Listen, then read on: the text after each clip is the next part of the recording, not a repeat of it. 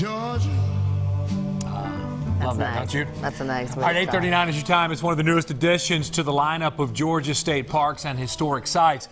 But its fascinating story stretches back more than 100 years. Yeah, we're talking about Hardman Farm up in Sati-Nakuchi, which is near Helen.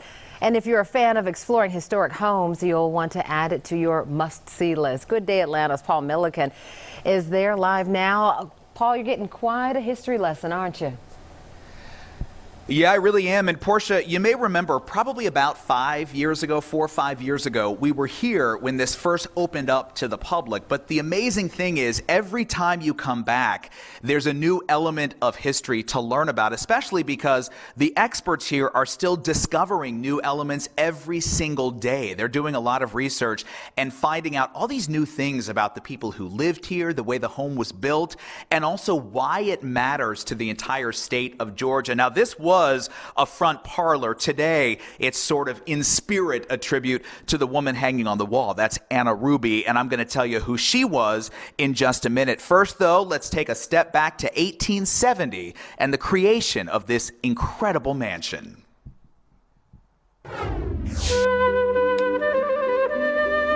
Even by today's standards, this North Georgia home is impressive. It's big, ornate, and sits on a beautiful 173 acres. So just imagine what people thought when it was first built, nearly 150 years ago. It was an unusual home all around.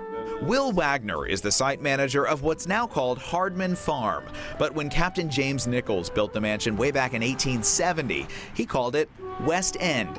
And he came up to this valley and just fell in love with it. So Nakuchi Valley has got a spirit of its own. Big iconic Mount Yonah here in this area, and of course the Nakuchi Indian Mound attracted him as well. Although it was something of a getaway for the family, West End was as innovative as it got. The captain actually designed a system to make his own gas in this small building and pipe it into these lamps in every room. He had indoor lighting at the time. He had hot water, could draw a hot bath after a day of taking the dogs out hunting or horse riding with his daughter. He also kind of pioneered the man cave. That building through the window was all his.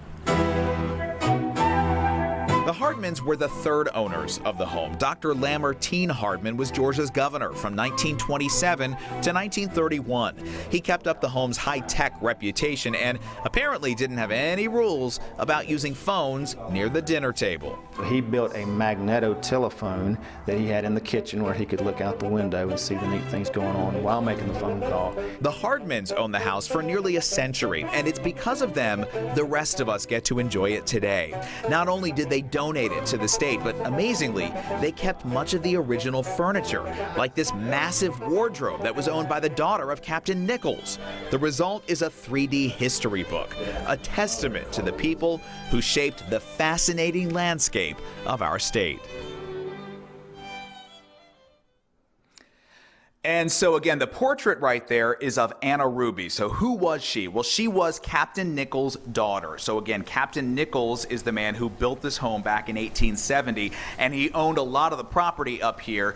And you may have heard of Anna Ruby Falls. It's a big tourist attraction up here. Well, it's named after her. So when you go to Anna Ruby Falls now, you know where it comes from. It comes from this young lady right here. And I want to draw your attention again to the lights in here. So I mentioned in the piece there, Captain Nichols made his own gas. It was piped in through the piping that you see, and that's what lit the lamps in every room. You can imagine in 1870, I mean, that was huge to have lights in every single room. But interestingly, the number of light bulbs or the number of lamps in every room denotes how important the room is. So this was a parlor. A lot of people would have been in here. So it got 4 lamps, whereas the bedrooms upstairs only got 2 lamps. And really think about that for a minute, okay? So this is an old wooden house, right? Big wooden house, wooden floors, and they're pumping in gas and lighting these lamps.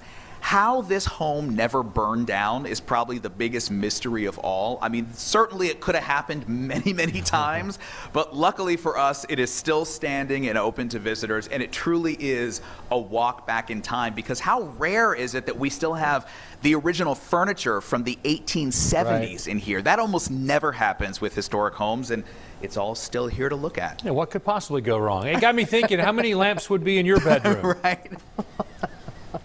So, well, I was thinking it's kind of like at work. See, my desk has many lamps because I'm important, whereas Buck actually just works in a dark corner. There are no lights at all in his corner. So it's very similar to the Fox 5 method. Portia's, it's like a beaming light at her desk. Thank you. Well, I have to say, quite a history lesson in that no doubt story. about in that house. Paul, thank you. Yeah. If you're interested in visiting a Hardman Farm historic site, it's located at 143 Highway 17 in Sawtee, Nakoochee. Site hours are 10 a.m. to 4 p.m. Thursdays through Mondays, and admission is $12 for adults, $10 for seniors, and $7 for kids ages 6 to 17.